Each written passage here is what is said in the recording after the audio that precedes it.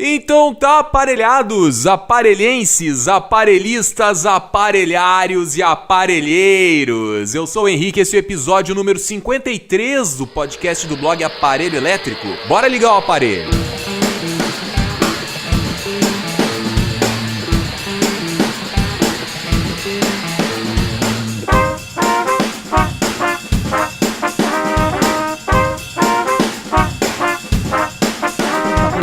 Mais seguro dentro de uma situação, a resposta tem que ser isso que ele tá precisando, só eu posso entregar pra ele. Quando tu tá com isso do teu lado, velho, uma negociação é pra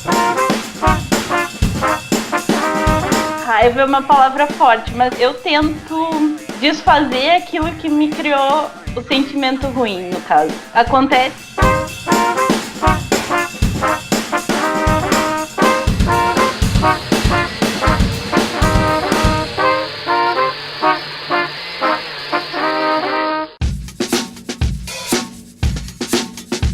Então tá, pessoal, apresentando a tripulação que compõe a mesa nessa edição do podcast do blog Aparelho Elétrico, diretamente do blog Revisão Para Quê, a redatora e revisora Carol Machado. Tudo bom, Carol? Tudo bem, Henrique? E do outro lado da extensão do aparelho está o garoto de bom coração, detentor de profundo autoconhecimento, designer da Via Láctea, Vinão Sabotagem. Tudo bom, Vinão? Cara, suas introduções sobre mim são as melhores, cara. Eu preciso muito que você me apresente para as pessoas agora. Eu quero um personal Henrique do meu lado agora, me anunciando por aí. E eu queria falar que hoje, eu e a Carol temos a honra de estar gravando no aniversário do Henrique. Olha aí, muito bem, então, um brinde. Vamos deixar registrado aqui nosso parabéns ao Henrique. Não vamos cantar parabéns para não espantar a audiência. Não seria tão brega assim. Muito obrigado, muito obrigado. Não é sempre que a gente faz 20 anos, né?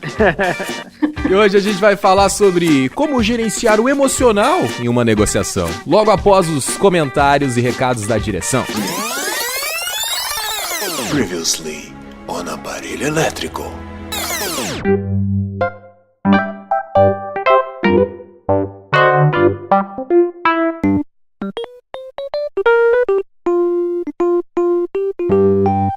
Se você não quiser ouvir os comentários e comunicados da direção, é só avançar por volta dos 13 minutos e 16 segundos. Não desliga do nosso conteúdo! Receba os avisos de conteúdos novos no Aparelho Elétrico direto no seu e-mail. É só acessar aparelhoelétrico.com e clicar no botão verde no topo do site. Você ainda recebe de graça uma cópia do e-book O Incrível Manual do Freelancer Moderno. Colabore com o Aparelho Elétrico. Você curte escrever e tem afinidades com os temas que a gente trata por aqui, tipo empreendedorismo, mercado freelancer, criatividade, produtividade. Então vem ser do time de colaboradores voluntários do Aparelho Elétrico. Saiba mais em aparelhoelétrico.com/colabore. E um grande salve aí, ó, pra quem se inscreveu na Liga 220 em maio: Stephanie Giovana, Paulo Henrique do Nascimento Mota, Fábio Sardinha, Raquel Brito, Gil Dominici, Michel Marques, Wanda Moura, Gerson Neto, Eduardo R. de Paula, Manu Silveira, Igor Chá e José Ramon Rocha Pereira. Já somos cerca de 65 pessoas no grupo secreto. Tá povoando o negócio, tá todo mundo lá trocando ideia, fazendo networking, dividindo as broncas, as dores e as delícias de ser um profissional independente nesse mundo doido. Quer fazer parte do bailinho, meu velho? Quer fazer parte aí da festinha? Então acessa aí aparelhoelétrico.com/seja da liga. Partindo aqui pros comentários. Se você quer que seu comentário seja lido aqui no programa, assim que você ouvir esse episódio, já passa lá no aparelhoelétrico.com/podcast, entra no post desse episódio e faz o teu comentário. Isso aumenta as chances dele ser um dos mais votados pela comunidade que acompanha o blog, e então a gente lê ele aqui. E se você não quer comentar, passa lá mesmo assim, pega algumas dicas com a galera que tá comentando, interage com o pessoal e dá um up nas participações que você mais curtiu. Assim você ajuda a gente a escolher os comentários do próximo programa. E, cara, tá rolando até uns flertezinhos nos comentários lá do aparelho. Esqueci de comentar isso semana passada, mas tá rolando, pedido de namoro, tá rolando umas paradas assim. A galera nunca fica só no negócio do mercado de trabalho, né? Sempre começa a rolar um flertezinho, ó. Mais um motivo pra você passar lá e começar a interagir com a galera.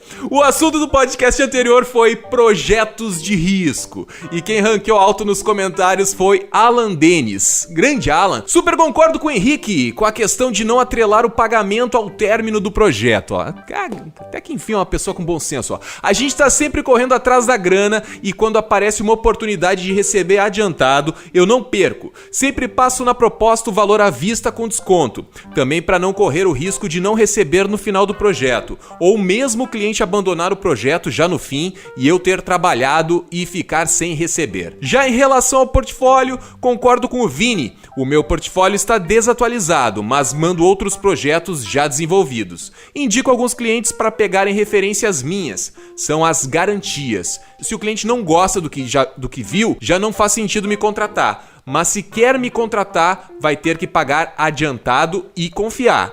Não abro mão de receber adiantado uma parte, pelo menos, mas também já trabalhei em muitos projetos de graça ou recebendo muito pouco. Sempre no intuito de ajudar alguém, sem me prejudicar. Isso é importante. Nunca com aquela história de que vai me indicar clientes e blá blá blá blá blá blá. O blá blá blá fui eu que adicionei. Estou na área desde 2010. Já passei por muitas coisas. Tem coisas que tenho como regra para não me frustrar. No início a gente tem medo de impor algumas condições e acabar perdendo o cliente, mas fui percebendo que colocar a forma de trabalho, além de selecionar melhor o meu cliente, por exemplo, se o cara não topa fazer contrato, é mau sinal. Eles ainda me percebem melhor como profissional. Além disso, serve como dica para quem está começando. Como o cliente te percebe é o mais importante de tudo para gerar confiança. Tem freelancer que não responde o e-mail rápido, ouço sempre essa reclamação. Não tem o mínimo de formalidade, não escreve um bom português, envia uma proposta sem o mínimo de capricho, o e-mail é Gmail. Isso certamente diminui as chances de fechar um negócio saudável. Se você se apresenta profissionalmente e deixa claro as regras do jogo, ouve o cliente, o que é importante pra caramba, entre parênteses, ele colocou aqui, já te deixa na frente de muita gente. Às vezes fecho sem o cliente consultar outras pessoas. Às vezes sem ele consultar meu portfólio porque já conquistei a confiança dele. No decorrer da vida, criei algumas regrinhas que só as quebro em situações bem específicas. Aqui eu dei uma editadinha para não ficar tão longo o comentário, né? O Denis escreveu bastante, o Alan Denis escreveu bastante aqui. Eu vou deixar só os tópicos, mas quem quiser saber mais sobre essas regrinhas que o Alan Denis criou, é só chegar lá nos comentários do post lá no blog do Aparelho Elétrico, beleza? Então, voltando aqui, ó, no decorrer da vida criei algumas regrinhas que só as quebro em situações bem específicas. Número 1, não inicio sem pagamento. É fundamental, concordo. Não atrelo o término do projeto ao pagamento. Trabalho com contrato. Então são essas 3 regrinhas que ele criou aí. Quem quiser saber mais, acessa lá o post no blog do Aparelho, que tá tudo lá escrito, bem descrito, caprichadinho. Bom, mas são coisas que funcionam para mim, não discordando de quem faz diferente, mas acredito que para quem está iniciando é um norte. Quando iniciei não tinha, ao menos do meu conhecimento, pessoas assim como o Henrique engajadas em falar com esse nicho. Tivemos que aprender muita coisa com as experiências muitas das vezes ruins, improvisar, etc. Isso aí, pessoal, curti demais o podcast, parabéns a todos. Grande comentário do Alan Denis aí, caprichou, hein, Alan?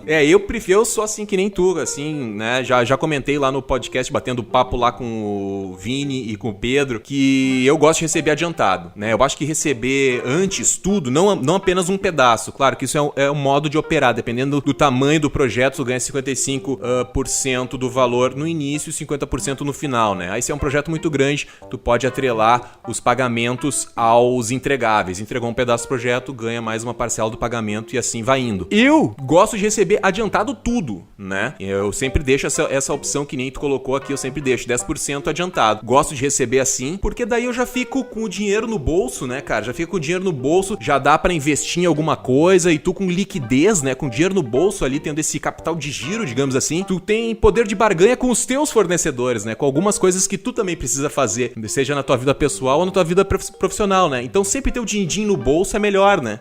E não dá pra esquecer que o dinheiro envelhece, né? A inflação tá sempre comendo, então se tu faz um projeto muito grande, o valor que tu deu hoje em janeiro, você vai pegar um projeto grandíssimo, enorme, que vai durar 1 ano, 2 anos, né? Dependendo de... Aí, se o cara trabalha com desenvolvimento de software ou alguma coisa do tipo, pode demorar pra caralho pra ficar pronto um produto, né? E esse dinheiro vai envelhecendo ao longo do projeto, né? Tem que ter isso em mente, né, cara? Acho que isso é uma dica bem importante aí. Mas claro que tem essa galera aí que gosta de atrelar os pagamentos aos entregáveis e tal, né? Faz parte, né, cara? Só que eu até fico pensando esse negócio de receber o pagamento atrelado aos entregáveis, né? Tu entregou. Será que isso não é um resquício da nossa mentalidade de funcionário? Que a gente vem disso, né? Será que não é esse negócio de trabalhar o mês inteiro e receber no final do mês? Será que quando o cara tá empreendendo, ele não tem que girar essa chave e pensar de uma outra maneira? A gente pode falar mais sobre isso aí mais pra frente, né? De repente pode ser que seja algo nesse sentido, né? Mas é isso aí, belo comentário do Alan Dennis. Seguindo em frente, Paladino. Paladino disse o seguinte: cara, eu acho muito relativo. Depende muito das circunstâncias e da confiança que o cliente adquiriu de você. Às vezes, ele tem muito tempo de clientela e você já confia nele. Mas também tem clientes que pedem pra pagar depois e o evento pode não dar tão certo e acontece de você não receber pelo seu trabalho. Então, acho assim, não tem certeza ou tem dúvidas sobre entrar ou não?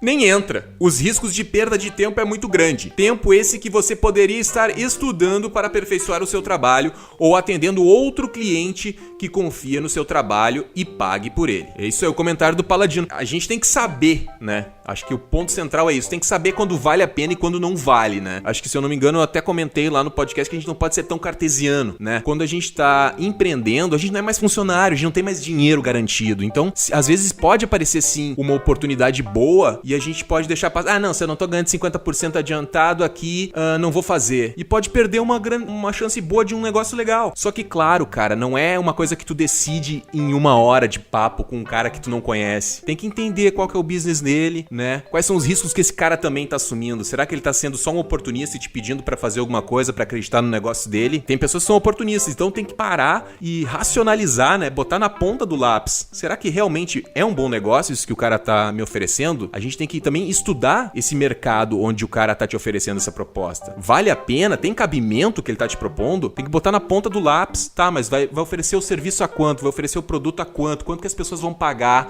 Quantas pessoas tu tá esperando? Quanto que a gente vai ter que gastar com os custos do evento, da produção do negócio? Quanto que vai sobrar de líquido pra todo mundo? Ah, é um bom negócio, não vale a pena, as pessoas pagam, não pagam. É desenvolver esse senso crítico em relação às situações. Eu acho que isso é muito importante, é o alerta que fica desse podcast que a gente gravou, o Projetos de Risco. É desenvolver o nosso senso crítico pra essas situações que aparecem. E não simplesmente criar uma regrinha, não faço, sabe? Que eu acho que é muito comum que a galera, não, isso aí eu não faço. Não me paga antes, eu não vou fazer. Cara, pode estar perdendo dinheiro, cara, sabe? Daqui a pouco o cara vai ali e te paga, o quanto o teu serviço pra esse cara vai render depois, vale muito mais. Então tu tá prestando um serviço a um valor muito mais abaixo do que esse cara vai ganhar tendo o teu serviço prestado pra ele, saca? E tem que desenvolver, eu acho, esse senso crítico e ver se a gente não tá desperdiçando uma boa oportunidade, né? Tem que saber analisar. Cada situação é uma situação, como eu sempre gosto de dizer. Valeu o comentário aí, Paladino. Seguindo em frente, era isso. Esse então foram alguns dos comentários sobre o episódio número 52, Projetos de Risco. Se você quer conferir mais comentários da galera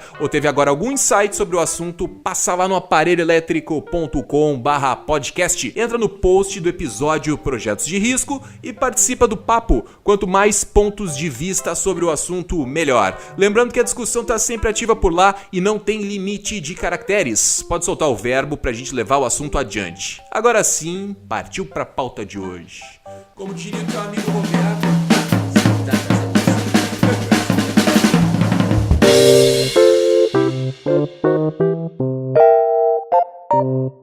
Ilustre ouvinte, você já se sentiu com medo de não fechar um trabalho que você queria muito? Já teve muita ansiedade esperando o retorno de uma proposta? Você evita mostrar muita empolgação e assume um ar mais blasé durante as reuniões de captação de jobs? Hoje a gente vai falar sobre como você pode gerenciar adequadamente as suas emoções para tirar melhor proveito de uma negociação. Acho que a gente pode começar falando de entusiasmo, Vinão. Outro dia a gente gravou, não sei se foi na semana passada que a gente gravou um podcast que tu falou que tu evita mostrar muito entusiasmo pros teus clientes lá na hora da negociação. É entusiasmo mesmo, Vinão? Por que tu faz essa parada aí? Conta pra gente aí, Vinão. Abre a caixa preta, Vinão. Quando eu disse isso, né, do entusiasmo, cara, eu tento mostrar o quanto eu tenho interesse. Uma negociação, eu tento mostrar o quanto eu conheço da pessoa, quando é uma pessoa famosa ou quando é um cliente de algum negócio. Eu tento estudar muito bem aquele negócio antes de ir pra reunião para que eu mostre que eu tenho interesse, que eu tenho um mínimo de conhecimento sobre aquilo que eu posso agregar ao negócio dele. Mas, cara, eu tento não é fazer charme, fazer de difícil, algo assim e tal. Mas às vezes eu tento em alguns clientes, em alguns casos, não demonstrar 100% a vontade que eu tenho. Porque eu acho que no exemplo da semana passada foi até se o Dave Grohl aparecesse pra mim tocar um trampo. Cara, Bem realístico o negócio, né? pô, Henrique, não duvide de mim, cara. Não tô duvidando, cara. Só é algo meio sobrenatural, claro que pode acontecer. Teve, cara, até tu falando isso aí, me lembrei agora. Se eu não me engano, um cara de Caxias do Sul fez um site do Aerosmith uma vez, cara. Claro, ele é um fã, foi lá, fez o site e mandou pra banda. Olha só, dá uma olhada aí. E eu acho que a banda chamou ele pra ser da equipe oficial. Alguma coisa assim ele recebeu em troca desse trabalho, assim. Mas partiu dele, né? Não apareceu o Dave Grohl do nada e posou aí na... A gente ir pra esse caminho de negociação, tem esses dois lados mesmo. Você ir atrás da pessoa, você pode ser o cara da prospecção. Então, você faz uma lista do nicho que você quer expandir e você começa a disparar propostas para as pessoas, tenta chegar nelas, tenta trabalhar esse nicho. E você faz o caminho de você ir atrás da pessoa. Isso acho que até entra mesmo meio no tema, né? Desse controle emocional, né? Quando você vai atrás do cliente, eu acho que assim, é diferente do cliente vir te procurar. Eu tava falando isso com um amigo meu que tava disparando e-mail para cervejarias e tal, né? E aí eu falei, cara, eu acho que você perde a vantagem de negociar um valor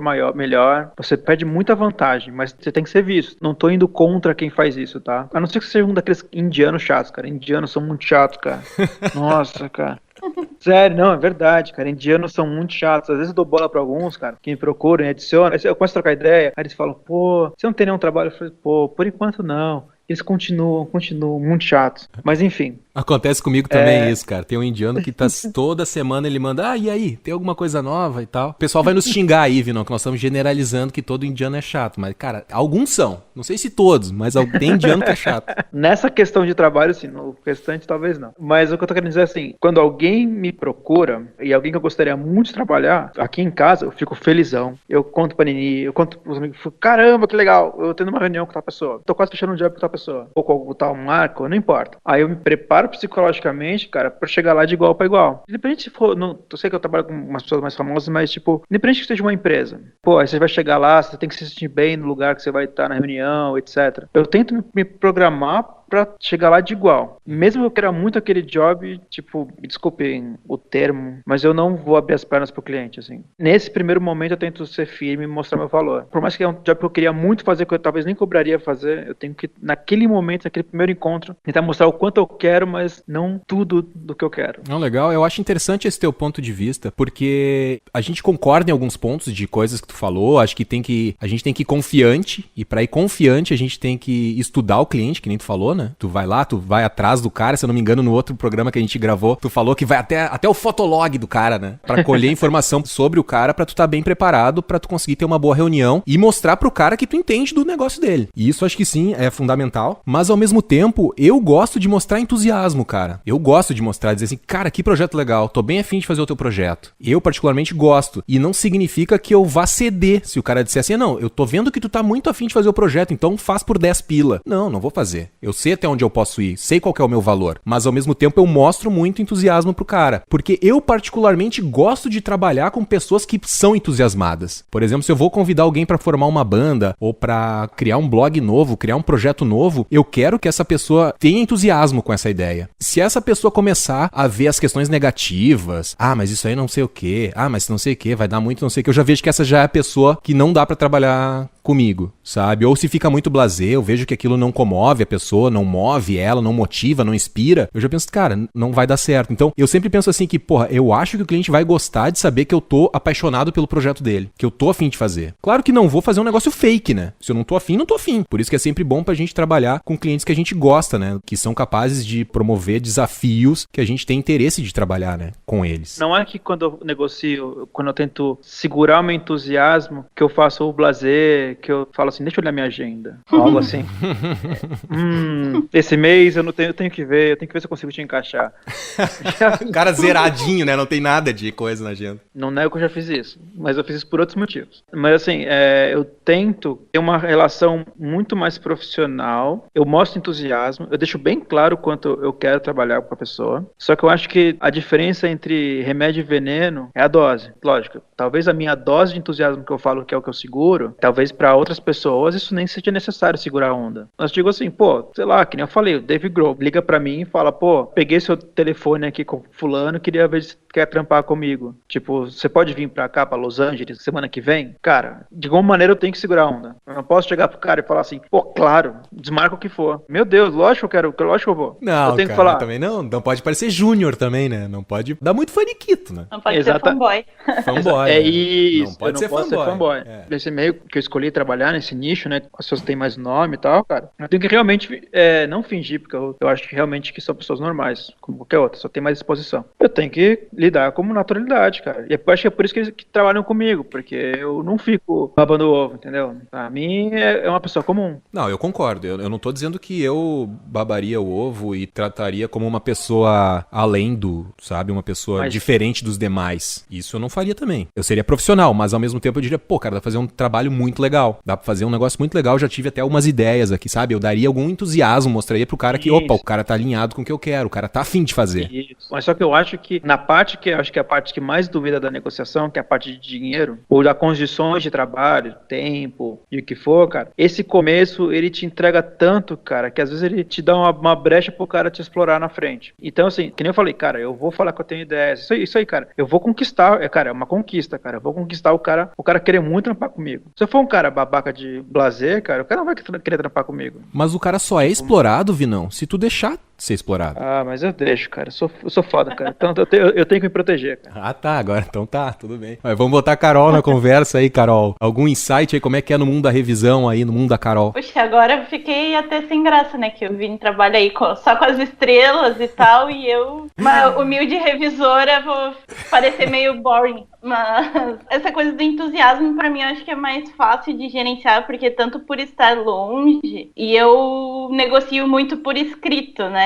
Meus orçamentos, minha comunicação, geralmente é por escrito. Então, pra mim, eu acho que é mais fácil segurar a onda, porque não tem aquela calor do momento, sabe? É mais difícil, a não sei que saia correndo pra responder o cliente, nossa, esse cliente aqui tem um projeto muito legal que eu queria trabalhar muito. Então, acho que, nesse caso, é mais fácil, assim, segurar, pensar, respirar, elaborar bem os sentimentos pra depois entrar em contato, pra depois conversar, né? Mas mesmo na escrita, tu consegue dizer, pô, achei muito interessante esse teu projeto. E isso que eu tô dizendo de entusiasmo, normalmente acontece por e-mail mesmo, eu escrevendo pros meus clientes. Eu concordo contigo, mas é que às vezes, não sei, a conversa falada, né, ela dá muito mais brecha que a gente mostre coisas que às vezes não gostaria de mostrar, eu acho, por estar muito empolgado. Mas claro, sempre tem aquele projeto que vai brilhar mais o nosso olho, né? E aí, talvez a gente se expresse de uma forma mais empolgada mesmo, por meio da escrita. Mas acho que no meu caso é assim, um pouco mais fácil de controlar às vezes. Mas e quando tu te depara, então tu administra bem o entusiasmo, tu não pensa em tipo, chegou um projeto legal pra ti, tu escreve ali que,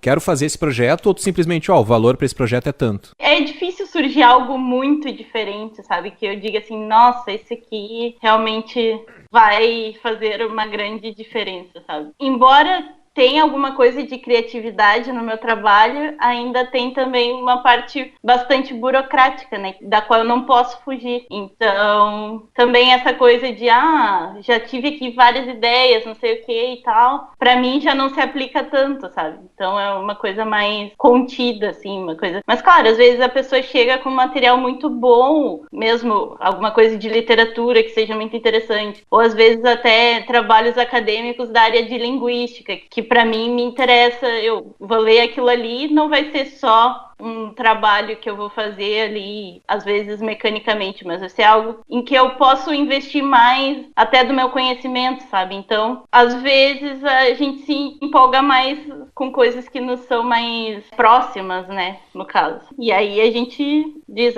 gostei muito, enfim...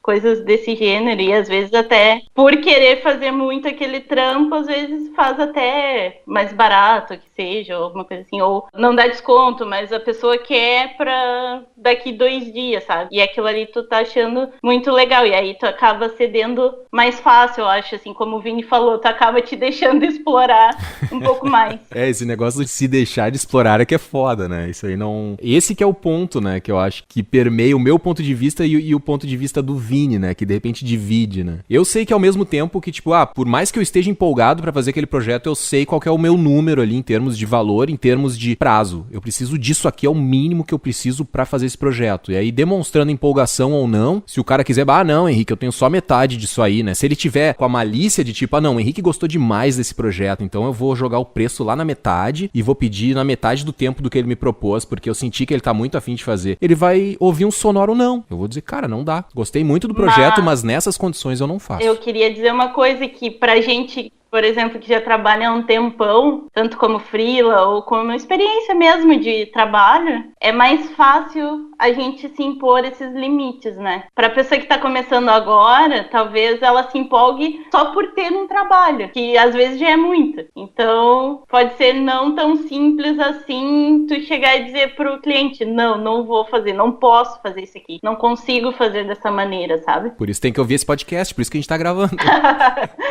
Eu acho que essa habilidade emocional, né, que vai ficar no tema, né, ela vem dessas etapas que fogem do padrão. Normalmente, alguém te passa um trabalho, você passa um valor, a pessoa tenta negociar, você fala que sim ou não. Esse é o padrão, sem conta pra pagar, sem esse mês foi fraco, sem esses elementos que variam uma negociação, né? Eu acho que aí é que tá o lance do controle emocional, é quando você tem todas essas variáveis, que é tipo, como é que tá a sua situação financeira esse mês, você tem uma reserva ou não, se você tá com um job ou não, se você quer muito fazer aquele job, você tá disposto a fazer um blefe, porque é um blefe, cara. Tipo, parece um job que você tá muito afim de fazer, ou porque é um bom dinheiro, ou porque a dificuldade pelo valor tá boa, independente do motivo que você quer esse job ou esse dinheiro. Você tá disposto a ceder mais ou menos, entende? Sim, acho que tem tudo a ver, né? Tá disposto a ceder mais ou menos, né? Aí tem a questão da insegurança, né? Que a Carol também tava falando ali das pessoas conseguirem se posicionar e dizer não pro cliente, né? Se o cliente tá se aproveitando de ti, viu que tu é uma figura indefesa, inexperiente, ele vai tentar se sobrepor, né? E aí o cara tem que estar ligado pra não deixar isso acontecer, né? E aí tem uma questão na negociação que eu sempre penso assim, quando alguém me procura ou quando eu vou procurar algum trabalho, eu fico pensando assim, nessa situação, quem precisa mais de quem? Eu preciso mais do cliente ou o cliente precisa mais de mim? O que ele tá me contratando pra fazer, só eu posso entregar pra ele ou tem mais pessoas que podem entregar? Então pra tu tá confiante, mais seguro dentro de uma situação, a resposta tem que ser, isso que ele tá precisando, só eu posso entregar pra ele. Quando tu tá com isso do teu lado, velho, numa negociação, aí tu tá tranquilo. E quando a gente tá no início da carreira, pegando o gancho do que a Carol falou, dificilmente a gente vai estar com isso do nosso lado. Eu acho que, assim, independente do ponto da carreira que você tá, eu acho que ninguém é substituível. Você cria uma percepção de que você é insubstituível, que você é melhor que X ou Y. Você cria essa percepção. Mas pra valer, na realidade, ninguém. A Lady Gaga ficou doente, não pôde tocar no festival, foi a Beyoncé. Teve problema? Não. Ah, depende.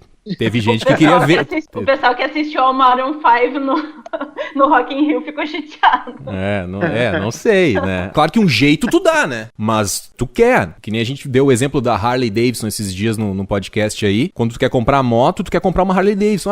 Não tem Harley Davidson. Vai comprar uma Honda daí. Tu vai esperar pra ter a Harley Davidson de repente. Ou tu vai ver algum similar lá depois. Não pode de fato ter a Harley Davidson. Mas se tu quer a Harley Davidson, tu aguarda. Nas últimas consequências, se não pode, aí tu dá um jeito. É que aí que tá o lance do freelancer, cara. Se tu conseguir levar o teu trabalho pra um nível que seja inconfundível, único, cara, aí não tem, velho. Aí o negócio tá do teu lado, o cliente faz fila pra esperar que tu atenda. Eu acho que quando você aprende que você tem o poder do não e que o não, ele tem o poder do tempo livre, eu acho. É porque você dá não, você tá gerando tempo livre pra você pegar uma proposta que vai pagar o que você quer, vai te dar o prazer que você tá buscando no trabalho. Que aquele cliente que você deu não podia dar naquele momento, sabe? Então, eu acho que o não ele é libertador nesse sentido. Mas você tem que ter muito sangue frio. Você tem que saber que aquele job que você deu não, ele pode voltar com a pessoa te valorizando muito mais, porque eu acho que quando você cede, a pessoa nunca mais vai te olhar da mesma maneira. Vai ter quem te olhe assim, falando assim, pô, ele cedeu, ele é legal, ele negocia, ele é aberto à negociação. E eu acho que tem que ser aberto à negociação, não pode ser inflexível. Mas aquele cliente que você cedeu, ele vai sempre esperar que você ceda. É por isso que eu acho que pra ceder também tem que ter sempre bons motivos, né? Acho que esse podcast vai ser uma boa complementação onde aquele de dar ou não desconto, porque tudo faz parte, né, da negociação e tal. E a gente acabar cedendo sem que a outra parte ceda também, não vai construir uma relação saudável no fim das contas, porque é que nem o Vini falou, o cliente vai sempre esperar que a gente ceda, sempre sem nada em troca, assim, sem retribuir, né? Só porque pelo eu estou te dando trabalho, você tem que ser grata a isso. E não é bem assim, né? O freelancer tá ali dedicando seu tempo, tá ali enquanto podia estar fazendo outras coisas, outros projetos. Então, o poder, às vezes, ele tá um pouco desbalanceado, mas também não pode estar na mão de um só, porque senão também não é negociação, né? Tu vai estar sendo só pautado e demandado pelo cliente, sem ter direitos trabalhistas, sem ter hora. Então só vai ficar ali com o ônus de ser empregado, né? No fim das contas. Tem que cuidar pra não ficar muito submisso ao humor do cliente, né? Ao que o humor quer, né? Esse negócio que tu falou é bem verdade, eu acho, Carol. De tipo, numa negociação, e é verdade, e esse podcast faz um link muito legal com aquele de dar ou não dar desconto. E a gente tem muito isso, né? Da prática do desconto, dos 10% ali, e o cliente recebe o desconto pra gente fazer um agradinho pra ele, né? E ele nem sempre cede nada do lado dele. Não te dá mais prazo, não te promete nada. Mas digamos que tu cedeu numa primeira negociação, mas numa negociação depois com o mesmo cliente, tu pode dizer pra ele, olha, mas daquela outra vez eu cedi, então tu traz de novo e tu vem melhorando a tua autoestima com esse cliente. Um dos problemas de negociação também é a baixa autoestima, tu achar que tipo, graças a Deus eu tenho um cliente, mas se esse cliente desaparecer, eu não sei se eu vou ter outro. Essas questões na nossa mente que vão minando e vão fazendo a gente negociar muito mais com um emocional do que com um lado racional, né? E um toque pra quem tá ouvindo a gente, pra não meter os pés pelas mãos numa negociação, nunca dá valor na hora. Eu sei que tem o Vinão aqui, que o Vinão pratica o valor susto, né? Já disse em alguns podcasts aí, não sei se hoje em dia ainda é assim, já vou passar a pelota aí, o Vinão pode falar um pouco mais sobre isso, mas tipo assim, vai lá no cliente, faz a reunião com ele, ou faz a reunião via Skype, coleta o briefing, pega as informações e não fala nada de valor, né? Tem um papo legal com ele normal ali, tenta se manter no mesmo nível, não deixa ele te intimidar. Vai ali, vocês dois estão no mesmo nível, ele precisa de ti, tu precisa dele. E vai pra casa e fala pra ele assim, olha, vou levar pro escritório isso aqui, as informações, vou pensar com calma e vou te passar uma proposta. Isso já te dá muito tempo pra pensar, pra racionalizar as coisas que foram ditas na reunião, pra tu fazer uma leitura adequada daquela situação. Porque cada cliente é um cliente, eu defendo muito isso. Eu sei que tem gente que pratica preço tabelado e coisa assim, mas na minha opinião, cada situação é uma situação. Cada situação tem que ser analisada como única e ela pode levar o teu negócio pra um outro patamar. Então tem que pensar com calma. E acho que uma boa dica pra controlar o emocional é isso. Vai na reunião, lá coleta as informações e volta pro escritório e pensa com calma em casa, no seu escritório. Digere bem aquelas informações, que isso aí vai dar uma segurada no teu emocional. E não promete nada na reunião. Não sai prometendo coisa. Vai pra casa. Vinão, pratica o valor susto ainda, Vinão? Sempre, cara. Porque o valor susto me possibilita não sair de casa se eu não precisar. Como assim, meu? Explique-se. Cara, é assim, que o valor susto, cara, que a pessoa dá uma ideia do projeto e fala, vai ficar mais ou menos perto disso. Se a pessoa já não der continuidade, cara, eu nem saio de casa. Não preciso fazer essa. Cara, eu tenho um monte de freela, né, que eu trabalho e o cara não consegue passar isso. E eu entendo. Eu respeito quem não passa, porque tem medo de outras pessoas que cobram. Pô, mas você falou que fica isso, entendeu? Mas, cara, esse valor, essa estimativa, a gente consegue passar uma estimativa, cara. Sim. Tipo, é útil, cara, útil isso. Se você trabalha anos num negócio, cara, você consegue dar uma estimativa de uma ideia de valor. E sem comprometimento nenhum, claro. Pode ser pra mais ou pra menos. Aí tu já desconstrói o emocional do cliente, né? Ou tu frustra ele, ou tu motiva ele.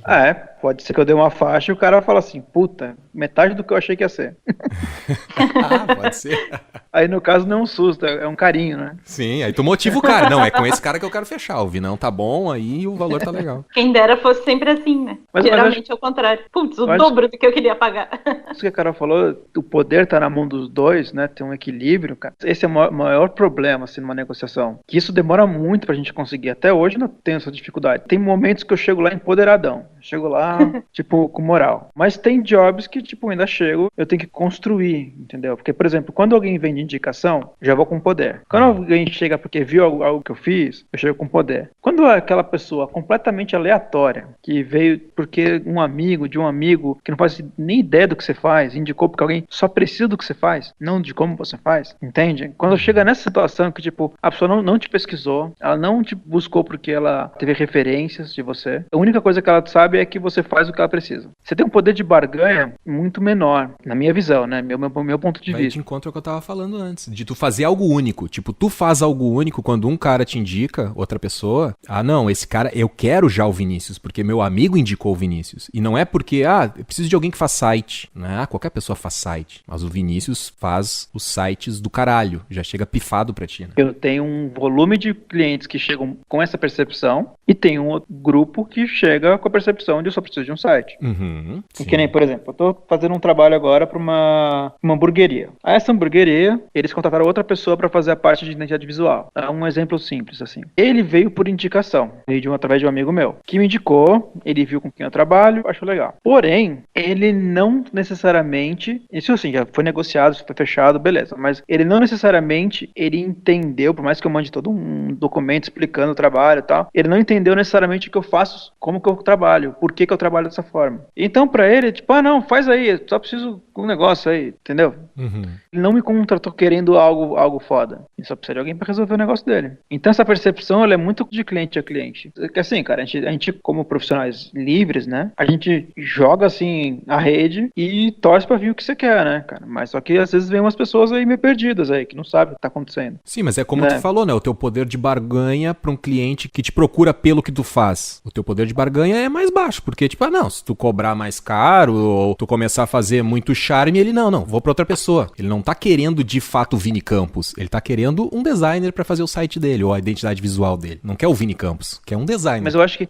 nesse momento de negociação, isso é uma coisa que eu tô tentando fazer, que é, dependendo de como a pessoa veio, eu dar alguns passos atrás. Me apresentar melhor, explicar o processo todo. Uhum. E se a pessoa ela veio realmente só... E aí que eu falei que é o lance da grana, cara. Tipo, às vezes a gente se corrompe, cara. Não tem jeito. Às vezes, tipo, aparece uma grana boa, você fala assim, tá bom, vou passar por cima daquela minha regrinha que eu criei. E aí no final você fala assim, deveria ter pensado 2 vezes. Mas essa dica que tu falou é muito legal. Tipo, o cara só te procurou porque tu é um genérico, digamos assim. Até se eu não me engano, o Seth Godin fala isso no curso dele. Deixo o link aqui do curso pra quem quiser se aprofundar mais nisso. Mas ele fala assim, tá, digamos que o cara te procurou então, Vinão, por tu ser genérico. Tu é um cara que faz site pra ele. Tu é um cara que faz identidade de hamburgueria. Eu só preciso de um cara pra fazer identidade de hamburgueria. Chegou pra ti, tu já começa a conversar com ele, tu já manda o valor susto pra ele já não entende aquele valor susto. Não, mas tá muito mais do que eu quero pagar. Daqui a pouco tu dá um passo pra trás, que nem tu falou. Cara, esse aqui é o meu portfólio, ó. Pra tu conhecer um pouco mais do meu trabalho, dá uma olhada, ver se é mais ou menos isso que tu tá buscando. Daí lá no teu portfólio ele vai ver quem são as pessoas que tu trabalha, quanto tempo de estrada tu tem, que tipo de trabalho tu costuma fazer. E daí ele vai se encantar ou se desencantar com o teu trabalho. Daí ele vai saber de fato se ele quer o Vinão ou se ele quer um designer qualquer. É mais ou menos isso aí que tu tá falando. Isso me dá poder de negociação mais pra frente. A falar assim, olha, porque eu trabalho dessa forma, pra chegar no resultado que eu falo que eu consigo atingir, eu preciso de 2 meses. Uhum. Aí você fala assim, putz, mas tem um cara ali que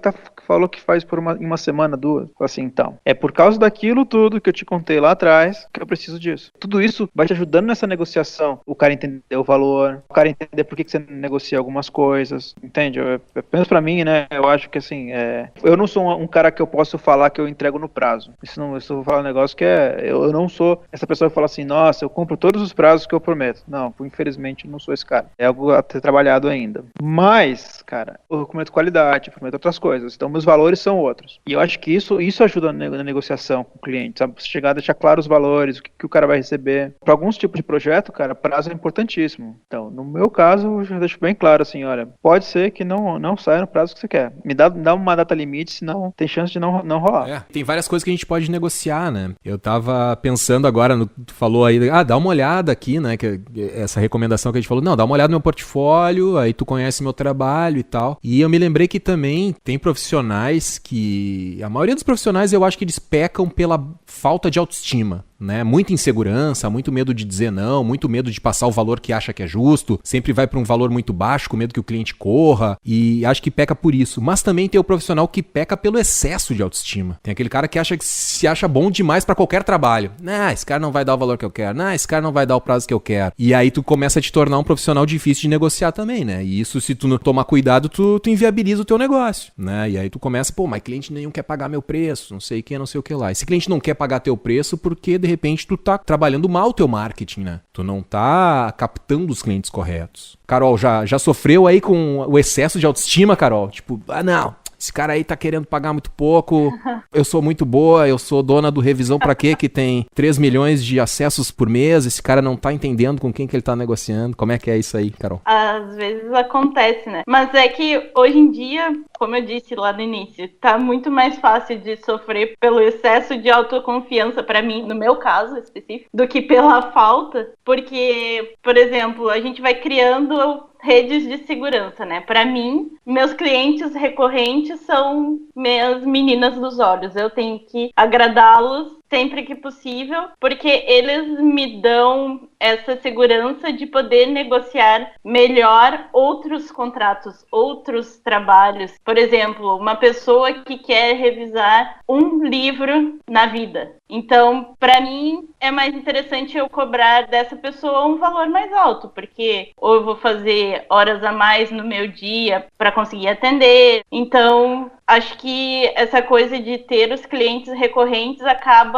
me dando confiança para poder negociar com outros tipos de clientes. Pode ser esse paraquedista que acha que eu sou uma revisora genérica e aí, assim, geralmente quando chega esse tipo de cliente eu já reconheço e já sei que não vai fechar. A gente vai pegando, né, a malícia da coisa e entendendo, assim, quem realmente está interessado no teu trabalho, porque já te conhece, já chega dizendo, conheci teu site, achei muito legal, passou confiança, coisas assim, tu já tem uma abordagem diferente, né, do cliente e com o cliente. Mas esses paraquedistas é mais difícil de lidar, assim, tu realmente tem interesse em fechar o trabalho. Eu confesso que, assim, as pessoas que me acham genéricas ou que só caem de paraquedas lá no site, não leem nada, não se interessam em saber que tipo de trabalho eu faço e tal, pra mim já não é um cliente tão interessante, né, mas de novo, por ter a segurança de, entre algumas aspas, já ter os boletos pagos por clientes recorrentes, né? Essa construção da carreira também nos ajuda. E muito da experiência também de... Às vezes não vale realmente a pena tu tá perdendo tempo tentando negociar com uma pessoa que não entendeu o teu valor, que não se interessou em entender teu valor, que tu tá ali tentando mostrar por que tu vai fazer um bom serviço para ela e ela só tá interessada, no meu caso, às vezes, eu preciso de um revisor ortográfico. É o tipo de coisa que já dá vontade de dizer. Abre o Word, aperta F7 que tu vai ter um maravilhoso revisor ortográfico pro teu texto, né? Porque, no fim das contas, eu trabalho muito mais que isso. Claro, sempre é uma questão de educar o cliente, de fazer ele entender que aquele teu trabalho tem um valor maior do que às vezes ele tá imaginando ou tá pensando que é o que ele vai receber, né? Se a pessoa quer uma revisão ortográfica, ela não tá pensando lá que ela vai ter um texto padronizado ou que ela vai receber dicas de como se expressar melhor ou, enfim, coisas mais avançadas, né? Engraçado que tu tava falando, né, dos clientes paraquedistas e tem uns que eles chegam e eles tentam te quebrar no meio, assim, fazer tu te sentir pequeno pra negociar. Isso é muito ruim, sabe? Há pouco tempo aconteceu até com um aparelho elétrico, nem foi na carreira de freelancer, foi com o aparelho. Um cara descobriu o aparelho, descobriu um artigo lá que a gente tem no aparelho, que é de WordPress, eu acho. Ele queria algum link naquele artigo. E daí ele, Henrique, a gente quer que tu coloque um link. Simplesmente colocar o link lá no artigo pro site dele, pra ele poder ranquear melhor, né? Questão de SEO. E aí ele falou assim, ele chegou do nada e falou assim, Henrique, 50 pila pra tu botar aí o link. Cara, eu olhei aquilo assim, pô, que jeito estranho de negociar, chegar dando valor, assim. O que ele tava tentando? Tava tentando me diminuir, né? Pô, 50 pila, cara. Porra, como assim, cara? É um puta de um artigo que eu fiz, demorei... Talvez eu esteja errado na percepção. Talvez pra ele 50 pila seja muito, né? Porque isso, né, o valor pra cada um, né, depende muito da visão de cada um. Mas eu entendi que ele tava tentando me diminuir. E aí eu pensei, cara, não, meu conteúdo vale mais do que 50 pila, eu não vou botar um link, né? Fiquei... E nem respondi o e-mail. No outro dia, ele viu que eu não respondi, ele já, Henrique, achou 50 pila pouco, então me faz uma proposta. Daí eu,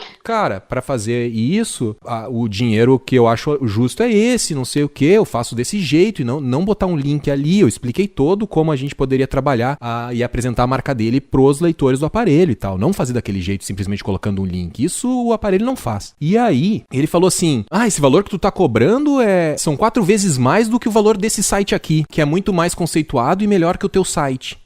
Caralho, né, cara? Cliquei lá e fui ver. Cara, era um site que não tinha preocupação nenhuma com design, era um site que parecia que tinha parado no tempo, sério. Parecia um site de 10 anos atrás. Daí eu pensei, tá, mas por que ele acha que esse site é melhor conceituado que o aparelho, né? Daí eu cliquei lá, fui ver, de repente deve ter muita gente na fanpage, né? Porque normalmente os clientes que não entendem, eles, tem 200 mil pessoas naquela fanpage, então aquele site é mais relevante do que o aparelho elétrico que tem 7 mil pessoas. Ok, pode ser um jeito, né? Cada um mede a relevância e nível de conceito de uma forma. Mas mesmo assim, não tinha muito mais pessoas que o aparelho na fanpage. E eu não entendi por que ele achou melhor conceituado que o aparelho, né? E aí eu entendi que o tipo de negociação do cara não era legal. Ele tentava me rebaixar na negociação. Ele tentava fazer com que eu visse menos valor no meu trabalho. E isso eu achei, assim, muita filha da putice, assim. Eu já não tava afim de trabalhar com o cara, só pela forma como ele me abordou na negociação. Então tem gente que é muito agressiva na negociação, né? E eu particularmente, não gosto de negociar com gente assim. Eu gosto de negociar com quem é humano e quem respeita, pelo menos, o negócio do outro. Não chega desse jeito. E eu já fiquei com uma birra da empresa que ele estava representando. Ele nem era dono da empresa, nem era o CEO da empresa. Ele era um funcionário da empresa. Deu vontade de escrever um e-mail para a ouvidoria, dizer, olha como esse funcionário está negociando com o nome de vocês, né? Porque realmente, assim, foi trágica a maneira como ele estava negociando. E também lembrei de um outro caso, que é um outro cara que chegou assim, Henrique, gostei bastante do teu trabalho, eu já tenho um orçamento aqui de R$2.000, se tu fizer por R$1.000, eu fecho contigo. Eu tenho uma fábrica de balas aqui, não sei aonde. Que tipo de negócio, sabe? É o tipo de negociação muito estranha. Daí é o marketing do preço nesse caso, né? E parece assim que eles olham pro profissional como se o profissional estivesse desesperado.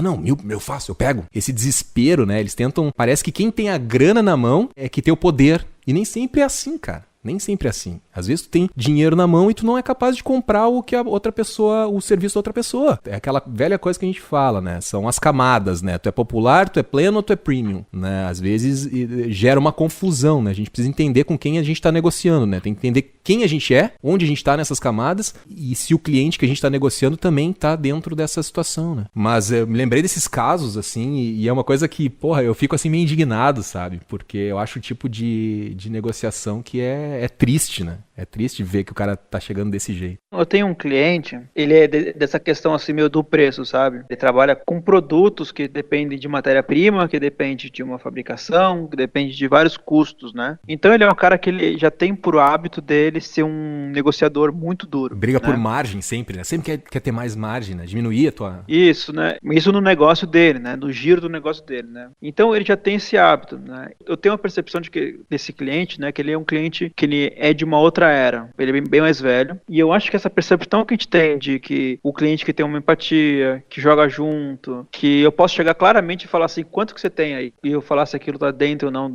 e eu entender o lado, não dá pra ir um pouquinho mais além? Então, se você não pode ir além do valor, vamos negociar prazo. Eu acho que isso é uma forma de negociação, não vou falar nova, mas eu acho que dependendo do nicho onde você vai atrás, já tá contaminado por esse tipo de pensamento antigo, e não vai, e talvez não mude, né? Então, de pessoas que estão realmente brigando por margem, estão realmente brigando por valor. Então, por exemplo, se você lidar com... Eu tenho um amigo meu que ele é vendedor, e cara, ele negocia tudo. Sei lá, ele foi alugar um apartamento, ele conseguiu metade do valor. Caraca, ele fala com orgulho. No aluguel, velho? Vamos trazer esse cara pro podcast aqui, meu. Tá de parabéns.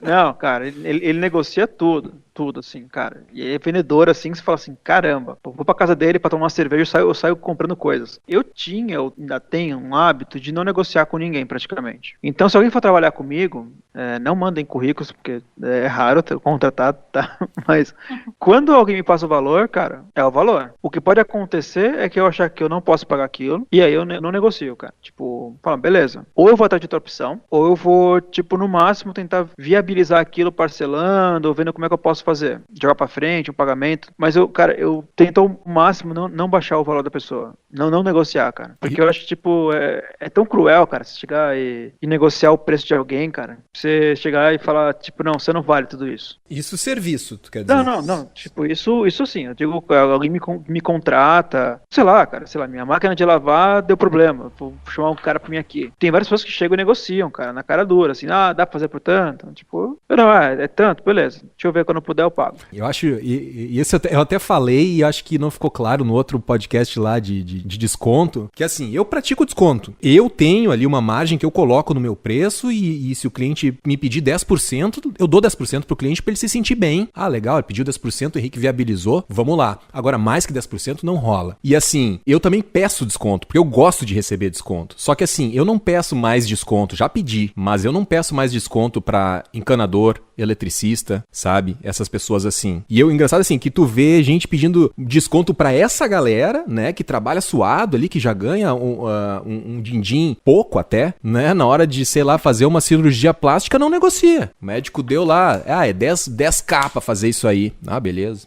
Não vai negociar lá com o grandão lá, não negocia. Com o cara que tem a grana lá, né, que tá bem de vida, não negocia. Então, eu acho que é uma questão de princípios, cara. É uma questão de princípios, assim. Agora, produto eu negocio, velho. Produto eu negocio porque eu sei que tem margem se tu vai comprar. Eles têm margem. E isso já é padrão de mercado. Tudo bem, cara, mas você não acha, tipo, meio bizarro você ter que botar uma gordura só pra contar que vai dar o desconto? Eu acho, cara. Acho que não deveria ter se instalado essa mania, mas a mania se instalou, né? E aí o cliente, se tu não dá desconto, o cliente acha que tu é ruim de negociação. Não, tudo bem, cara. Só que aí, no fim, você vai ter o valor que você quer. Você não tá dando desconto de verdade. Você tá já embutindo uma gordura, contando que a pessoa vai pedir desconto. Exato, é isso mesmo. É isso mesmo. É uma grande mentira.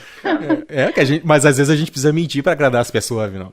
Cara, eu acho que eu contei isso em outro podcast, não daqui do aparelho, mas tem uma história que fala assim, né? Tinha uma pessoa que ela chegou, viu um cara vendendo uma comida de rua, coisa assim, um cara bem simples e tal. E aí tava vendendo ovo na feira, sei lá, algo assim a história. E aí tinha uma dúzia de ovos, aí o cara chegou e falou, é 10. Aí a pessoa chegou assim, pô, eu pago 5 na feira. Aí o cara falou, pô, 5, mas mas eu não vendi nada o dia inteiro. Aí a pessoa chegou lá e falou assim, tá bom, vai, eu aceito 5. Então a pessoa foi lá, chorou com o cara do ovo, tá? Aí, essa mesma pessoa saiu pra jantar de noite. Foi no restaurante do mais fino da cidade. Chegou, comeu, ficou feliz com a comida, tal, tranquilo. Chegou a conta, bem salgada, né? E a pessoa, além de pagar caro na refeição, ela deixou uma gorjeta bem gorda. Ela arredondou pra cima. Por quê, cara? Tipo, isso aqui é um fato, cara, tem 2 histórias de dinheiro. Essa é uma das histórias, né? Que é o aprendizado que eu tive, né? As pessoas, geralmente, elas têm uma percepção, cara, de como você se comporta, que aquilo te dá um valor. Então, se você se comporta de uma... É foda, cara. Que nem esse lance da gordura, cara. Eu sou completamente contra. Eu tenho que botar uma gordura porque a pessoa vai chorar, cara. Tipo, eu sei que é prático, eu faço isso também às vezes. Mas, cara, puta, é tão idiota, cara. Também né? acho que é idiota, cara.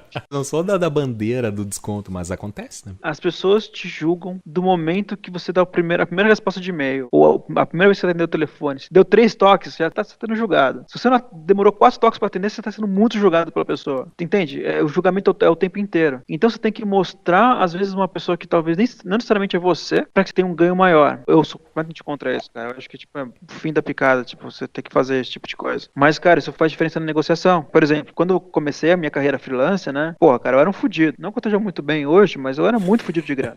Tipo, de caralho, mano, não tenho grana essa semana, tô fudido. Aí, cara, eu tinha dinheiro pra receber de clientes. Tinha pagamentos pra receber. Aí eu chegava pro meu cliente e falava assim, pô, então, tô precisando de uma grana aí e tal, tô sem dinheiro aí. Você podia me ajudar?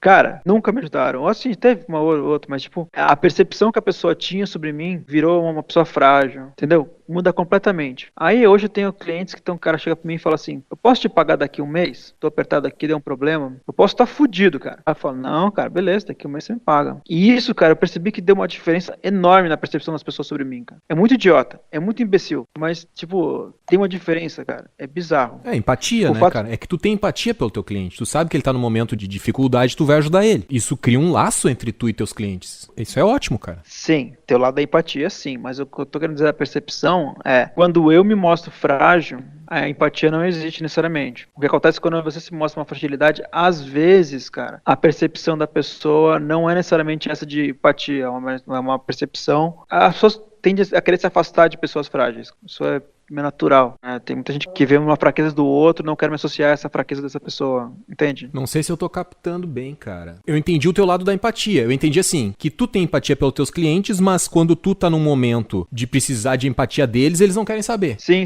mas eu quero dizer assim, cara, às vezes a fragilidade, as pessoas não querem se associar à fragilidade do outro. Não só nesse caso de dinheiro, mas, por exemplo, eu tô numa negociação. Se eu começo a demonstrar algumas fragilidades, olha, essa semana eu não vou poder trabalhar porque eu tô com... Minha mãe tá doente e tal, não vou poder pegar esse trampo essa semana porque minha mãe tá doente. Sei lá, começa a contar história triste, cara, toca violino, a pessoa já quer fugir. Entende? É isso que eu tô querendo dizer, Sim. tipo, nessa hora de negociação e de estabilidade emocional, cara, tipo, a gente tem que, às vezes, tipo, ser poker face, sabe? Pelo menos eu tento, assim, tipo, Eu ia pegar dizer nos que porque problemas. no teu caso tu não consegue muito, né? Tu abraça aí uns projetos de amigo, uns negócios assim, e depois tá enterrado. Já contou no outro podcast aqui pra gente. Ah, mas aí é ele contando a história triste. Sim, ele contando a história triste pra ti, é. Se alguém vier com violino pra mim, fudeu, cara. Vou ter que cortar isso aí do podcast, então, não. Vou arruinar a tua carreira. As pessoas vão saber que é só chegar pra ti contando uma história triste que tu baixa o preço. Cara, eu teve uma amiga da Nini, cara, ela veio aqui em casa, aqui, né, dormiu uns dias aqui, e ela é fotógrafa. E ela tava falando assim, eu queria fazer um site. Eu nem sabia que eu faço site, acho. Porque é uma amiga que, tipo, era meio recente da Nini, acho que eu nem sabia que eu faço meu trampo e tal. E minha super gente boa, super minha legal, assim, um projeto bacana. Pá. Aí eu falei assim, caralho, eu tenho que sair de perto dessa pessoa. Cara, mais 10 minutos eu tava no site com ela. Mais 10 minutos já tava lá instalando o WordPress, contratando o servidor. Qual o caso? O celular temporário de cachorro, né? Eu falei, não, vou celular temporário de cachorro. Aí a ideia era vir um cachorro pra cá. Aí quando ia pra vir, cara, um cachorro que a gente escolheu, quer ver e tal, quer vir pra cá pro celular temporário tal, faltava alguns dias pra vir, eu falei, putz, não vai rolar. No dia seguinte que eu falei pra mulher que não ia rolar, cara, eu aceitei uma mãe com 8 filhotes. Veio tocando violino pra mim, cara, não sei falar não. Ah, isso é um perigo, hein, Vinão? Tocou violino, fudeu. Cara, isso no início da Santo Cristo lá, nosso escritório, quando eu tinha escritório, né, pra quem tá pegando o podcast agora, sempre falo da Santo Cristo, tem que contextualizar pra quem tá começando agora. Cara, rolava muito assim. Tem cliente, na grande maioria, cliente que tá começando negócio, sempre tem uma história triste. Pô, cara, faz um valor tranquilo aí, porque eu ainda tenho que pintar a sala que eu aluguei lá, que a gente vai começar, não sei o que, eu ainda tenho que contratar a equipe, cara. Bah, tô cheio de gasto, consegue viabilizar aí, porque depois, mais pra frente, a gente vai fazer mais trabalho, e aí tu tira o atraso, eu te pago, não sei o que. Só que cliente, que nem um amigo meu dizia, cara, diz, né? Cliente tem sempre as mesmas narrativas. Quando ele tá começando o negócio, ele vem com o chororô de que ele tá começando o negócio, ele tem muito gasto. Ele vai pedir pra te baixar. E aí depois, quando ele tá bem, tu chega lá e diz, não, vamos agora começar a melhorar esse preço aí, porque agora a tua empresa tá estabilizada. Daí ele diz assim, pô, cara, tô contigo há 10 anos, agora tu vai querer me aumentar o valor, que sacanagem é essa, sabe? Então, a questão da empatia, quando é por parte do cliente, não vou generalizar, dizer que todos os clientes são assim, mas tem muito essa narrativa. E tu tem que saber, cara, esse negócio de se blindar contra o violininho que vem chegando, isso é difícil, cara, isso é difícil. No início da empresa lá, eu fiz muito trabalho, assim, que cliente pagava, vamos dizer, X, e a gente entregava 5X, sabe? O valor do trabalho que a gente fazia era 5 vezes maior do que o cliente pagava. E quando a gente estava prestes a encerrar as atividades da agência, ninguém quis aumentar a FII, ninguém quis pagar o valor que a gente precisava, e depois a gente encerrou a agência e o cliente veio, pô, que pena, agora com quem que eu vou trabalhar? Gostava tanto do trabalho de vocês me atendiam super bem. Pois é, né? Só que na hora de pagar, pra sustentar o negócio do outro, não pagavam, né? As pessoas encolhem, e isso é uma dica legal também, cara. Esse negócio que o Vinão falou de não pedir desconto pra galera que dá o seu serviço, isso é legal também, cara, porque quando tu tá trabalhando com os teus fornecedores, tu tem que cuidar, cara, quando tu pede desconto demais pro cara. Daqui a pouco ele tá te dando desconto e ele tá inviabilizando o negócio dele. Daqui a pouco esse cara tem que voltar pra procurar emprego porque ele inviabilizou o negócio dele e tu perdeu um parceiro bom de negócio, que era um cara que te atendia no prazo, era um cara que tinha poder de entrega, te entregava bem, e tu, nessa de ficar pedindo desconto pra tu ter mais margem, tu perdeu um parceiro. E aí, será que valeu a pena toda essa grana que tu economizou e agora tu não tem um parceiro, tem que começar toda uma relação nova com outro parceiro, entender o teu ritmo de trabalho, entender o que tu faz, te aproximar com esse cara, confiar nesse cara, né? Tem todo um viés que se desencadeia dessas relações humanas, né? O cliente, cara, ele tem essa percepção de que o negócio dele é muito importante. E na verdade é a estrela, né, cara? O negócio dele é o que gera nosso trabalho também, que gera emprego, que gera toda essa economia, né? Esse giro, né? E se a gente não viabilizar esse negócio, né? De alguma forma, ele se sente prejudicado, né? Só que eu acho que o problema tá na expectativa, né? Que nem você falou, o cara te chama pro negócio, tô começando, vamos junto. Tem essa percepção que esse valor nunca vai ser aumentado. Ele vai falar isso que você disse, né? Porque pra ele, se você já fez aquilo uma vez, você faria de novo. E eu acho isso muito cruel, cara. Que nem a gente teve no programa que a gente falou de agências, né? Que a agência chega e fala, pô, vamos vir à noite, time, é pela agência. Pela agência é nada, cara, não ganho nada com isso, além do meu salário. E eu acho que o cliente tem essa percepção de que numa negociação, cara, é realmente esse controle emocional é como um jogo de pôquer, ou sei lá, o jogo que você queira fazer, cara. Você tem que saber quando ceder e quando não ceder, né? Mas sem expectativa. Esse é o maior problema, cara, quando a gente cede por uma promessa. Tipo, eu acho que essa é a pior tipo de concessão que você pode fazer, cara, em troca de uma promessa, né? Eu não ouvi o programa de desconto, não sei se já falaram disso, cara. Não me lembro se a gente chegou a entrar nesse termo mesmo de promessa, mas é um papo legal mesmo, cara, de deixar aí registrado pra galera que tá ouvindo a gente, né? Porque esse lance da promessa e quem entra muito nesse papo, né? Rola uma ilusão, assim, né, cara? Só acontece que tem que pagar as contas hoje, cara. Precisa da grana hoje. Rola uma angústia, né?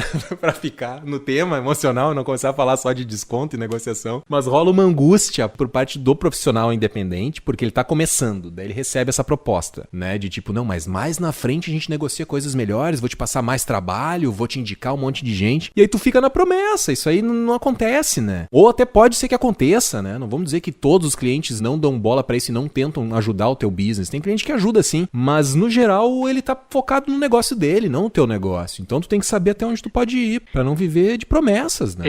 Essa é a palavra, né, cara? Promessa não paga as contas, né, cara? E é isso que é complicado, cara. O cara vai querer te ajudar naturalmente. Pro cara, bom trabalho, rola indicação, cara. Isso é fato. Se fez um bom trabalho, você fica na memória dele, vai ser indicado, isso traz retorno. A melhor maneira que você ter a indicação dele é fazer um bom trabalho. Fato. Agora, quando a pessoa, durante a negociação, ela usa argumento de promessa, cara, eu prefiro não fazer, entendeu? Tipo, ceder por promessa. Prefiro fazer de graça do que por promessa. Outra linha de argumentação que às vezes aparece por aqui é a chantagem emocional, assim, entre aspas, digamos. Porque o cliente chega, eu tenho um projeto sem fins lucrativos, alguma coisa assim, e aí ele tá esperando que tu embarque naquela meio do mesmo jeito, né? Só que, como a gente tá dizendo aqui, a gente trabalha não por esporte ou por legalzice ou por alguma coisa assim, a gente trabalha porque precisa pagar as contas. E nem sempre aquela tua paixão do teu projeto, das coisas que tu faz por amor, são as mesmas das pessoas que tu quer contratar. Então, que nem o Vini disse, a agência que diz, é pelo time, pelo amor à camiseta e coisa, o freelancer também não pode se sentir na obrigação de cumprir um papel que ele não escolheu pra si, né? Então,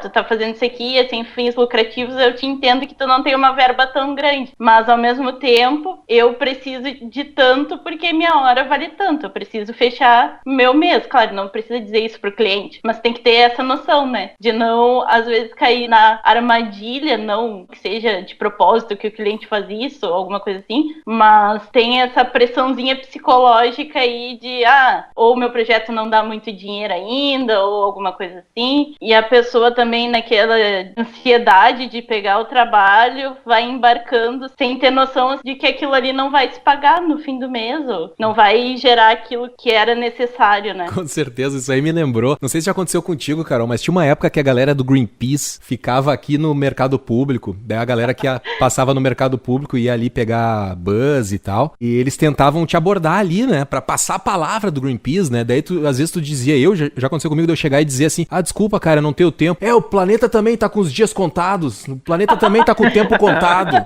Cara, eu ficava trimal, assim, puta, é verdade, a gente desperdiça água, não sei o que, tem que se conscientizar ambientalmente. Cara, isso mexe com o emocional do cara, meu. Se tu tiver o mínimo de autoconhecimento e parar pra refletir sobre as coisas, aquilo ali, eu pensei, porra, que agressividade, velho. Mas é uma estratégia, né? Eles estão chamando a tua atenção de uma forma. Tem até um sketch do Porta dos Fundos que é exatamente sobre isso. Sobre a galera do Unicef, se eu não me engano, com a do Greenpeace, tretando pra ver quem tinha tragédia maior, pra convencer o cara. Não vi isso aí, cara. Isso. Tipo, às vezes a gente leva pro emocional, né? Não raciocina muito bem e diz, não, é verdade, o cara tem uma causa nobre e tal. Mas, bom, a gente também não pode deixar nosso trabalho, nosso business de lado. Senão as coisas não fecham, né? Geralmente, essa pessoa, a não ser que ela seja fundadora, alguma coisa assim, se for alguém que tá trabalhando ali, aquele pessoal que tá trabalhando na organização, alguma coisa assim, eles recebem também um salário, né? Então a gente tem que medir bem, assim. Claro que, por exemplo, se alguém vier me oferecer ou me pedir ajuda com alguma coisa sobre gatos, eu vou pensar, eu poderia talvez ajudar, sabe? Porque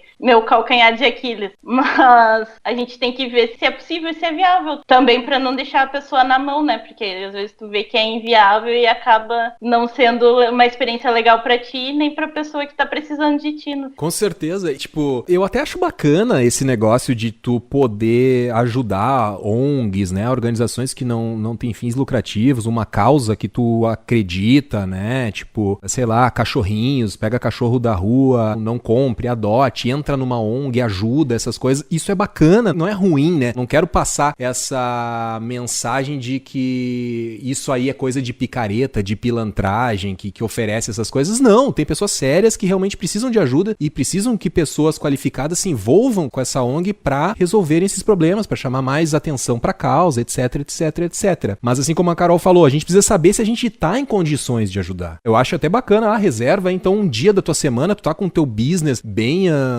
organizadinho, tentando dinheiro, tá tudo garantido, não precisa mais ficar correndo atrás do prejuízo, consegue reservar um dia da tua semana para dedicar a uma ONG, show de bola, ótimo, vai ajudar, vai fazer bem, vai te envolver com outra causa, pode melhorar a tua perspectiva do mundo, massa. Só que se tu não tá em condições de ajudar e tu quer ajudar, tu é movido pela empatia, que nem um amigo Vinão aí, né? Movido à empatia, tocou o violininho ali, porra, mas é uma ONG relacionada a gatinho, eu gosto tanto de gatinho. E aí, né, Carol, vai fazer o negócio e depois não consegue entregar e deixa a ONG também dependendo de ti, né? Então é melhor dizer não com educação do que pegar o job, né, e depois não entregar. Exatamente. E também, às vezes, não se deixar levar pela emoção, né? Esse que acho que fica a principal lição para este podcast, tentar racionalizar mais o que precisa ser racionalizado. Que às vezes a gente tá pensando com o coração, mas não podia naquele momento. Não era o momento adequado. E, Carol, deixa eu te perguntar assim, tu já trabalhou com raiva para algum cliente? Ou tipo assim, é um cliente que tu não consegue te comunicar direito, mas no final das contas ele paga e as coisas fluem. E aí, o cliente foi embora, queria só ali uma revisão pontual e foi embora. Mas tu, no final das contas, ficou com uma sensação ruim, assim, não curtiu aquele cliente. E aí o cliente volta, e volta, e volta. E tu particularmente não gosta de trabalhar para aquele cliente. Aconteceu já contigo, assim, de trabalhar com uma raivinha do cliente, digamos assim? Raiva é uma palavra forte, mas eu tento desfazer aquilo que me criou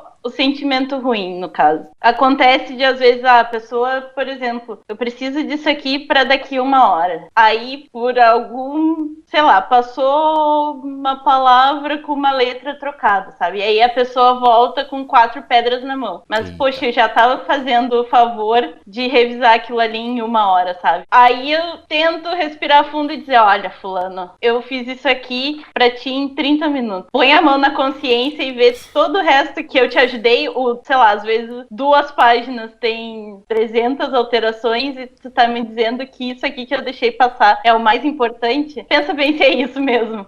Sabe? Ele pede pra te flexibilizar, mas aí quando tu dá uma falha ali em alguma coisinha, mesmo que pequena, o nível de exigência dele é o mesmo do que se tu tivesse fazendo o trabalho no valor normal, né? Ele não flexibiliza, exatamente, né? Então, assim, eu já engoli muito sapo, mas hoje em dia eu prefiro falar, assim, pra melhorar mesmo a relação, porque se a pessoa vai voltar a trabalhar comigo, ela tem que saber o que ela pode esperar de mim. Se eu tô sendo flexível ao ponto de revisar algo que não seria revisável em 1 hora, ela tem que saber que o resultado não vai ser tão bom e que a culpa não é só minha. Claro, eu tenho minha responsabilidade, mas é uma responsabilidade que precisa ser dividida, né? Então, acho que tentar resolver é sempre melhor do que guardar aquele rancor. E se o sentimento foi muito ruim, o melhor é dizer, fulano, dessa vez eu não vou poder, eu tô com outras demandas, posso te indicar um colega, alguma coisa assim, e deixar passar, porque no fim o dinheiro, em geral, não vai compensar, sabe? Não sei que seja um trampo muito maravilhoso, coisas assim, geralmente não é, não vale a pena o amargo na boca que fica depois, sabe? Então, melhor deixar passar. E talvez, eu digo muito assim, que tem tem cliente que é pra ti e tem cliente que não é. Tem cliente que fica anos contigo, vocês já se conhecem e sabem como um e outro trabalha e consegue realmente gerir o dia a dia ajudando um ao outro, sabe? Tem gente que no primeiro trabalho dá problema e já vai embora e o santo não bate. Então, às vezes não é pra gente, simplesmente, né? Tem que deixar passar e a gente vai encontrar algo melhor, um cliente melhor, e o cliente vai também, que foi embora, vai encontrar um fornecedor melhor pra ele e todo mundo acaba se acomodando. Quem ama, deixa aí, né? É verdade.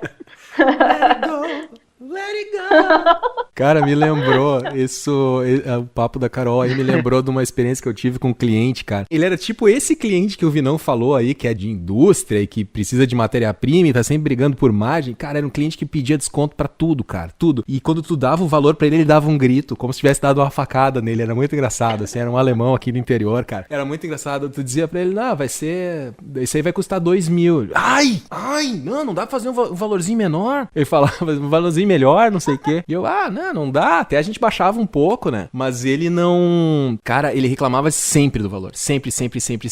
E aí sempre achando que a gente tava cobrando muito caro e tal. E isso foi ficando desgostoso, cara. Porque ele fazia um drama e aí parecia que a gente tava explorando ele. Parecia que a gente tava se valorizando demais, que a gente tava, né, se crescendo, que a gente tava explorando ele. E aí ficava, cara, um clima muito estranho. E aí, volta e meia, ele aparecia com uns negócios pra gente consertar. Não sei o que, o site dele estragou porque ele tinha falado pra um cara lá mexer, que era mais barato que nós, obviamente, ou era alguém que ele conhecia, um sobrinho, sei lá. Tinha estragado o site, a gente tinha que consertar. Daí a gente dava o valor. Mas já tinha pago tanto pra esse cara fazer isso, agora vou ter que pagar. Cara, pois é, mas, né? O que a gente vai dizer pro cliente, né? É ele que optou por fazer com um cara que não sabia o que tava fazendo. Cara, e aí eu comecei a ficar meio desgostoso do cara, assim. Eu não queria mais trabalhar pra ele, porque era sempre um ranço, uma situação ruim, assim, sabe? Aí tu tinha que passar valor, sabia que ele ia vir com um chororô pra baixar, não sei o quê. E eu tô falando tudo isso porque, assim, como é que a gente demite um cliente, sabe? Eu comecei a dizer que eu não tinha mais tempo, sabe? Não vai dar pra fazer, cara, desculpa, eu vou tentar ter alguém pra te indicar, não sei o quê. Indicava umas pessoas, mas ele voltava pra mim. As pessoas iam lá, faziam o negócio, mas ele voltava pra mim. Ele queria continuar fazendo comigo. Só que eu não... bumerangue, né? É, bumerangue, cara. Ele gosta do teu trabalho. No caso, eu acho que ele gostava do meu trabalho. E aquele esquema de baixar preço, ele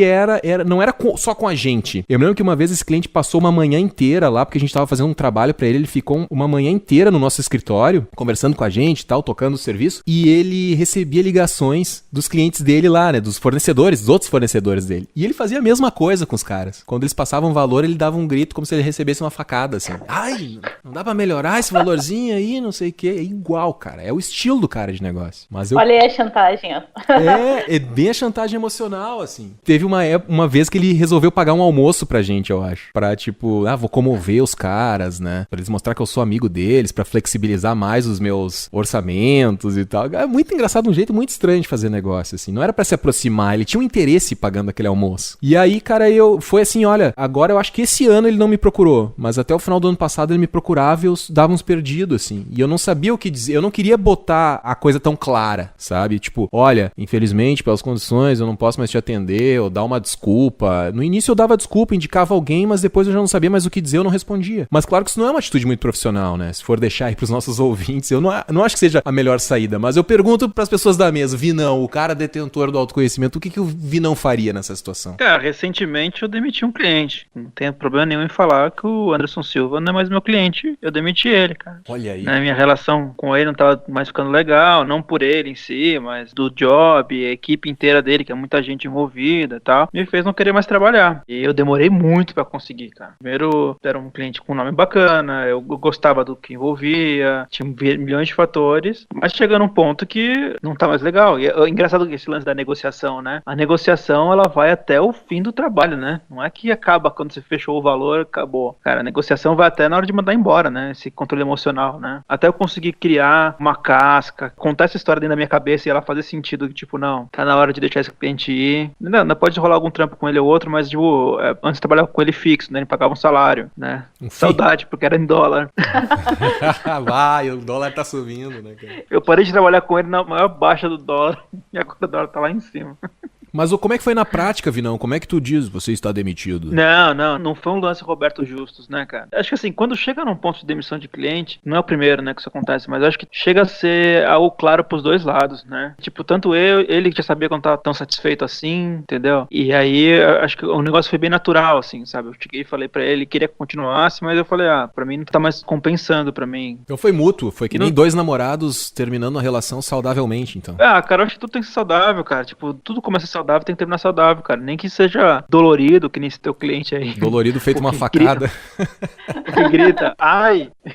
Com ele não tinha, cara, era um outro nível, assim. Tu com o Anderson, acredito que era muito mais próxima a relação. Com esse cliente era uma coisa muito... Parece que é um cliente que opera em outra frequência, sabe? Quando tu não te conecta com o cliente, sabe? É uma outra frequência, cara. Era engraçado e não tinha como ter um papo saudável, infelizmente. Então, eu acho que esse controle emocional que a gente tem, cara, ele vai do começo até o fim do projeto, né, cara? Porque às vezes o projeto toma uma proporção maior ou menor do que a gente esperava, demora mais ou menos do que a gente esperava por alguma culpa do cliente ou sua, não importa, mas coisas acontecem no decorrer do projeto que você tem que ter um controle emocional ali pra cuidar disso, né? A gente não tocou ainda num assunto que eu acho que é bem importante, que é a ansiedade, né? Você deu uma pincelada ali, meio que do tipo, dá um tempo, depois você volta pra dar o valor, né? Uhum. Eu acho que a ansiedade, ela é um vilão nesse sentido, né, cara? Porque às vezes você quer muito fechar um trabalho, ou você já chega lá com medo do cliente, né? E, cara, você tem que estar muito em paz com você mesmo, assim, na hora de uma negociação. Tudo que eu falo de autoconhecimento aqui é que eu sei a teoria. Entendeu? Não pratica.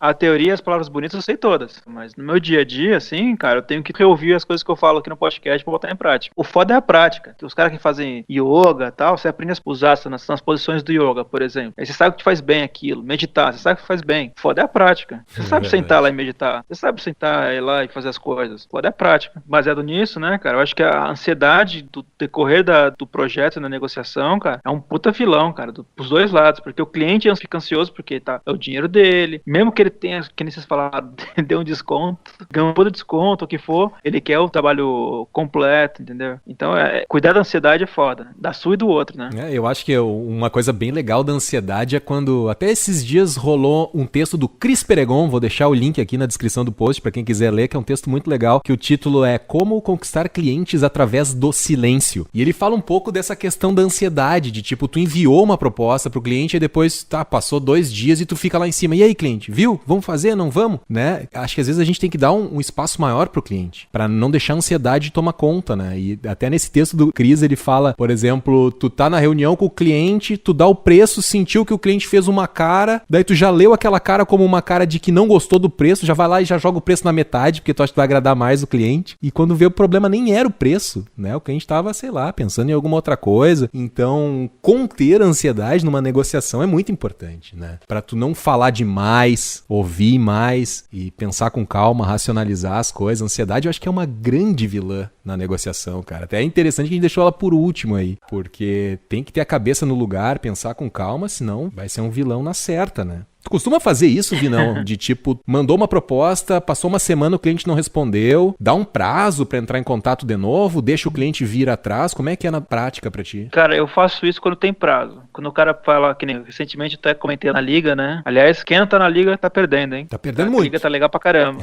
Tá legal pra caramba a liga. E um abraço pra todo mundo aí. Tive um job, que era um job pra uma campanha do Dia das Mães, por exemplo. Tinha uma data, tinha um momento, não era algo que podia ser esperado, né? Só que dependia de negociação entre uma agência e o cliente da agência, e tipo, enquanto eles estavam se entendendo entre valor e faz ou não faz, cara, o tempo tava passando. Então já não era mais uma ansiedade de tipo, se vai fechar ou não pelo que eu quero fazer, ou porque eu uso a grana, eu falava, não vai dar tempo. A ansiedade então, pelo deadline, não era nem pela grana, por pegar ou não o trabalho. Então, eu cobrava quase todo dia, diariamente tava cobrando pra reforçar que ia dar merda. E deu. Sempre dá. Quando bota a agência no meio é complicado. Mas eu tenho a prática, na verdade, de deixar. O próprio Anderson, por exemplo, foi um job que eu demorei quase 1 ano pra fechar. Porque não é que foi assim, eu tava com contato, tava envolvido, então eu vou deixando rolar, entendeu? Aí na hora que rolou o golpe certeiro assim, vamos dizer, cara, foi a oportunidade certa, o momento certo, era dele, meu, da pessoa que tava intermediando, falei, me indica agora, fechou. Eu tento sempre ler isso, sabe? Eu acho que assim, cara, tem job que se a pessoa não faz o negócio andar, não adianta pressionar. vai dar merda, cara. Se o cara se compromete a fechar um trabalho antes do que ele tá pronto, aí ele não tem material. Então, cara, às vezes dá um monte de nó por eu ter precipitado o cara a fechar algum trabalho porque eu fiquei pressionando ele. Às vezes o cliente não tá com cabeça pra tocar aquilo naquele momento, né? Às vezes tu precisa mais do que o cliente, né? Já aconteceu comigo de tipo, preciso de dinheiro, vou adiantar isso aqui, vou tentar dar uma pressionada no cliente pra ele fechar, mesmo que ele não tenha o material em mão. Sei que vai ser um projeto mais difícil, porque o cliente não vai estar envolvido, não vai estar com a cabeça naquilo ali naquele momento. Aí já entro sabendo, né? Que vai ser mais complicado, mas tô precisando do dinheiro, então tem que fechar. Aí eu pressiono. Eu particularmente faço isso. Eu dou uma semana mais ou menos de prazo pro cliente dar uma olhada na coisa. Se não tiver um deadline mais apertado, né? Se tiver um deadline mais apertado, daí segue o deadline ali, daí tem que pedir um feedback antes pro cliente. Mas normalmente uma semana. Passou uma semana, e aí, amigo? Deu uma olhada aí na proposta? O que tu achou? Tá com alguma dúvida? Qualquer coisa conta comigo. Falo isso assim. E não é uma afobação. Eu não deixo transparecer uma afobação de quem tá desesperado pelo trabalho, né? Isso aí eu acho importante deixar claro. Quando tu cobra um retorno do cliente, não significa que tu tá desesperado. Se ele fizer a leitura de que tá desesperado, beleza, tu não tá desesperado. Tu sabe que tu não tá desesperado. Tá desesperado quem tá de fato desesperado, né? Daí ok. Mas, cara, se tu sabe que não, tu tá tranquilo, tu tá jogando dentro ali das normas, tu sabe o teu valor, tu sabe o teu prazo, não custa nada. E até é bom porque às vezes tem cliente que vai deixando, cara. Ele vai deixando, ele tem que fazer aquilo, mas ele vai deixando. Aí tu daqui a pouco tu deu o start daquilo, ele, beleza.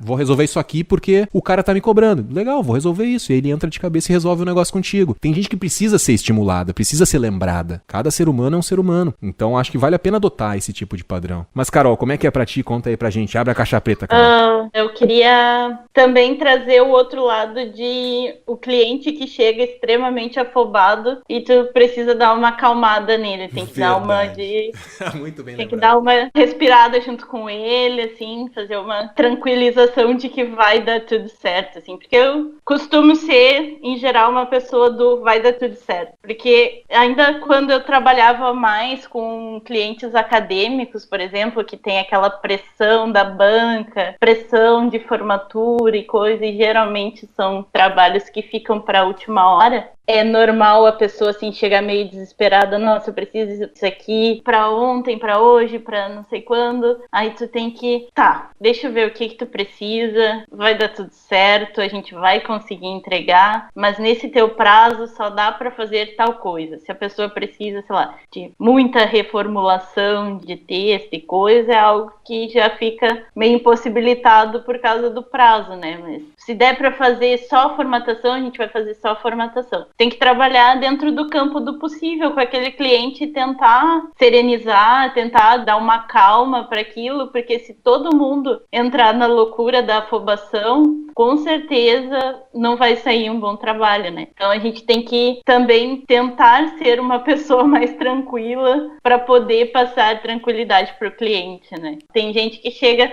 muito na pressa e que a gente precisa acalmar. E tem gente que nem tem prazo, nem tem coisas tão urgentes assim, que a gente sabe que, peraí, vamos pensar, para quando que tu precisa disso? Será que tu realmente precisa disso em 2 semanas? Ou será que a gente pode negociar? Por exemplo, no caso de livros, que tem várias etapas com fornecedores diferentes. Mas tu quer uma revisão em 1 semana e aí depois tu vai deixar, sei lá, 1 mês para ser diagramado. Será que não consegue tirar um pouquinho de prazo de cada um, negociar um pouquinho com cada um para poder dar um pouco mais de tranquilidade para um dos fornecedores, sabe? Essas coisas assim que às vezes no meu dia a dia eu tenho que ajudar a gerenciar, porque caiu lá um gerenciamento de um projeto com que as pessoas não têm familiaridade, por exemplo, né? Pessoas que precisam publicar um livro, uma cartilha, mas nunca publicaram nada na vida, então elas não sabem como funciona, não têm noção de que a revisão não pode ser feita em 1 semana e que se a diagramação pediu, sei lá eu quantas semanas, talvez não seja tão necessário e possa negociar um pouco de cada, né, distribuir. Então, tem muito essa parte, assim, de tentar tranquilizar todo mundo para conseguir chegar num produto que tenha qualidade, né, porque se apressar muito também, aquilo no fim das contas vai ser só dinheiro jogado fora. Cara, cliente ansioso é terrível de trabalhar, porque tu perde mais tempo respondendo as mensagens e os chamados dele do que focando no trabalho, né? Então, tem que ficar claro também, eu acho que às vezes pode ser uma condução da gente, né, que não deixou claro como é que funcionaria o negócio. Tem que dizer que, tipo, olha, dia tal eu entro em contato e vou te passar o trabalho. É que o cliente, às vezes, ele fica inseguro se tu realmente tá trabalhando naquilo, né? Ele não tá acostumado a trabalhar com um freelancer, ou ele acha que se de repente ele trabalhasse com uma agência seria diferente, mas, por exemplo, se ele precisa para 10 dias um produto pronto, porque no dia 11 ele vai fazer alguma coisa, ele precisa desse produto pronto ali, desse produto gráfico, desse trabalho entregue, ele fica numa aflição se ele fica 10 dias sem saber se realmente o negócio tá acontecendo, né? Então, até uma dica aí para conter clientes muito ansiosos é tu dar um feedback a cada 3 dias, a cada dias, cara, fica tranquilo que o trabalho tá acontecendo, tô trabalhando aqui, ou quebra esse trabalho em menor partes e entrega. Se tu tá sentindo que o cliente é muito ansioso, ele tem que ver o negócio antes, então, para não dar problema lá no final, né? Gerenciar clientes ansiosos realmente é um pepino. É um esforço extra que a gente precisa fazer, né? Que, como tu disse, ou é fazendo entregas parciais, ou é dando feedbacks, ou de alguma forma tentando acalmar o coração aí de quem precisa. Eu acho que na hora de fazer o planejamento de entregas ali, o cronograma de entregas mostra pra ele, olha, dia tal tu me passa tal material, eu vou te entregar só dia tal. Beleza? Tá de acordo? É isso aí? Viu na proposta? Não sei o quê. Porque cliente cobrando antes do prazo, putz, aí é chato mesmo. Antes de chamar a rodada final, preciso te convidar, ilustre ouvinte, pra ser da Liga Oficial de Apoiadores do Aparelho Elétrico. Se você se identifica com o modo como a gente fala de empreendedorismo, ou se você já se beneficiou de alguma forma do conteúdo que a gente produz, por favor, pense em apoiar o blog, para que o Aparelho Elétrico continue existindo. Contribuindo com 5 por mês ou mais, você já tem acesso ao nosso grupo secreto no Facebook. Para saber mais, é só acessar aparelhoelétrico.com/seja da liga. Dito isso, partiu para a rodada final, que até o Taco tá berrando aqui agora na cozinha. Acordou, bicho. Vamos amarrar o assunto aí, rapaziada. Vamos passar a pelota aí para ti, Carol Machado. O que tem mais para dizer aí para amarrar melhor o assunto? Acho que eu só vou ressaltar que é importante a gente entrar já com alguma autoconfiança, que nem a gente falou bastante, né? Ter a ideia de que a gente precisa do cliente, mas ele também precisa da gente. Se a gente oferece um bom produto, um bom serviço, faz sentido não ser tão flexível às vezes. Enfim, tentar negociar um bom resultado para ambos. Então, autoconfiança é importante e também ir construindo isso ao longo do tempo, que é normal, não vem no primeiro trabalho, mas também se deixar levar não é um bom caminho. Então, também queria agradecer pelo espaço, sempre bom estar aqui trocando ideia e aprendendo. Se quiserem me encontrar ou falar comigo, podem me mandar mensagem no facebook.com/revisãoparaquê ou no instagram.com/revisãoparaquê ou no twitter.com/revisãoparaquê, são todos iguais, ou me mandar e-mail, enfim, estou à disposição aí para bater um papo. Show de bola. Antes de passar a pelota pro Vinão, vou só reforçar umas coisinhas que eu disse aí, que eu acho que assim, a melhor coisa é entrar numa negociação com o seu emocional tranquilo, ou melhor, para entrar numa negociação com o seu emocional tranquilo é tu saber que o cliente quer trabalhar contigo. Ele quer. Ele não tá buscando uma pessoa genérica que faz aquilo, ele quer trabalhar contigo. Pro cliente sentir isso, tu tem que ver, né? Tu tem que sempre analisa se tu tá nessa situação, se o cliente precisa mais de ti ou mais tu dele. O que tu pode fazer pro cliente precisar mais de ti do que tu dele? Trabalhar o teu marketing, te profissionalizar enquanto profissional. Essas coisas eu acho que ajudam muito a gente desenvolver o nosso negócio. Então, quanto mais tu conseguir te qualificar como profissional e trabalhar o teu marketing, porque não adianta só tu ser um profissional foda. O teu marketing precisa refletir isso. E tu, trabalhando isso, tu vai começar a trazer os clientes adequados pra ti. Então, tu vai conseguir entrar mais tranquilo, mais seguro, com mais segurança, menos ansiedade, né? Menos estresse, menos preocupação numa negociação. Tu vai estar ali mais pleno, pra usar uma palavrinha da moda, né? Vai estar mais pleno na negociação ali e vai ser mais fácil de negociar e vai ser menos estressante, vai ser mais prazeroso. Queria deixar esses meus 2 centavos aí, passar a pelota aí pro Vinão, sabotagem, terminar. Eu acho que a questão do nosso controle emocional, ele passa justamente pela confiança que a gente tem em nós mesmos. No último programa, eu acho que a gente só falou em off,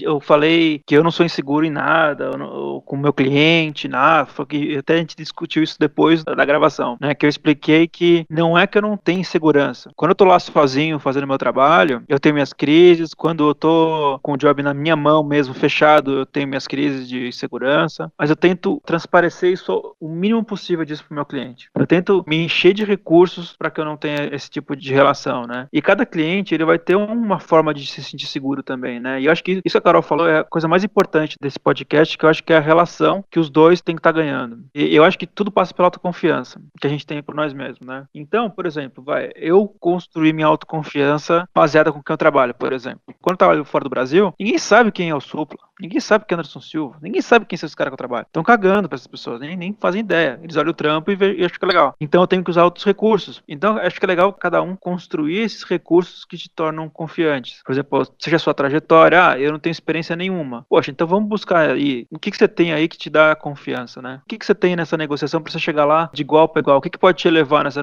negociação como profissional, né? Quero que vocês imaginem aí um gráfico, tá? Falam que isso é muito usado em negociação. Imaginem 4 blocos. No eixo Y, né? Ele tem alta coragem, tá? E no outro eixo, a gente vai ter alta consideração. Então, nesse gráfico que eu estou falando, vamos imaginar assim, no cantinho do gráfico é onde tem baixa coragem e baixa consideração pela pessoa. Quando você está nessa situação, é um perde-perde. Ninguém ganha. Você não tem coragem, você não tem consideração, então todo mundo está perdendo. Aí se você sobe, você tem uma alta coragem, mas você tem uma baixa consideração pelo outro, você está num quadrante que você ganha e a pessoa perde. Se você vai para o outro lado, que você tem muita consideração pelo outro, mas você tem pouca coragem, e quando eu digo coragem, é coragem de falar o que você quer, de falar não, de etc, tá? Quando você tá nesse lado que tem muita consideração e pouca coragem, você tá perdendo e a pessoa tá ganhando. O ideal é você estar na ponta do gráfico, que é o ganha-ganha. Você tem coragem de falar o que você quer, o que você imagina pro projeto, negociação, e você também tem consideração pelos problemas do outro. Você tem empatia com a situação, com o projeto, com a forma de pagamento, etc. Qualquer que seja o problema, o prazo, o que for. Nem sempre a gente vive em um quadrante, e a gente vai estar sempre num quadrante de ganha-ganha ou perde-perde, ou o que for. Dependendo da relação que a gente tá com marido, mãe, pai, sei lá, quem for, você vai variando em quadrante você está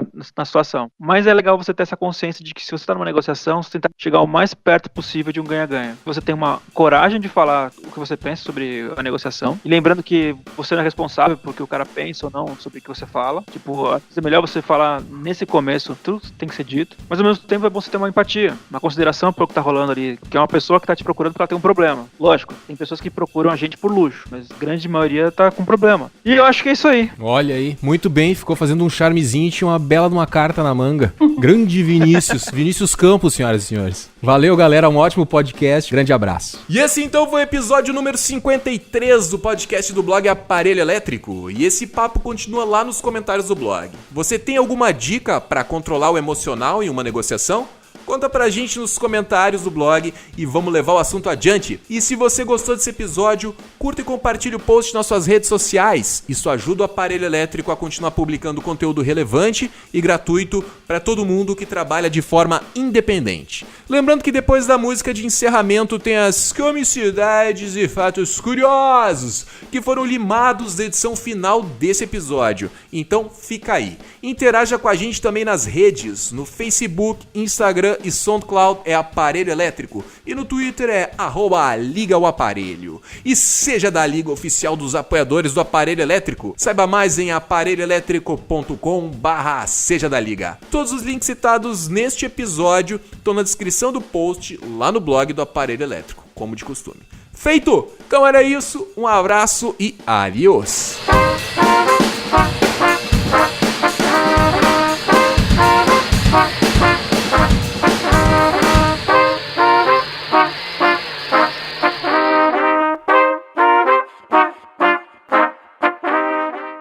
Vou fechar aqui minhas abas aqui pra ninguém encher o saco. E aí, tô pronto. Alô? Tá pronta, Carol? Tô. Então vamos lá. Sem eu esqueci a palavra, mas... Puta, os cachorros acordaram. E agora, que cachorrada que tu tá fazendo aí, Vinão? Puta, acho que é melhor ir pra outro lugar, cara. Tá, eu vou dar um pause aqui, daí tu te organiza aí. Pode dar um pause aí. Tá gravando. Pode falar e pega como se eu tivesse parado de falar agora, daí tu começa a falar. Dito isso, partiu pra rodada final, que até o Taco tá berrando aqui agora na cozinha. Acordou, bicho. Vamos amarrar o assunto aí, rapaziada. Carol Machado. Amarrar o assunto, amarrar o teco. Né? Amarrar o taco. Não teco, rapaz. É taco. É taco de comida mexicana, rapaz.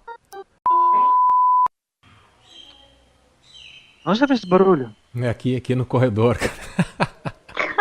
A Um criançada passarinho. chegando. Uma criançada chegando no corredor aqui. Mas pega na gravação? Acho que pega, Não. cara, mas vai ficar bem baixinho. Tá, beleza. Então vamos lá. Beleza. Então vamos lá. Beleza. Então vamos lá. Beleza. Então vamos lá. Beleza. Então vamos lá. Beleza. Então vamos lá. Beleza. Então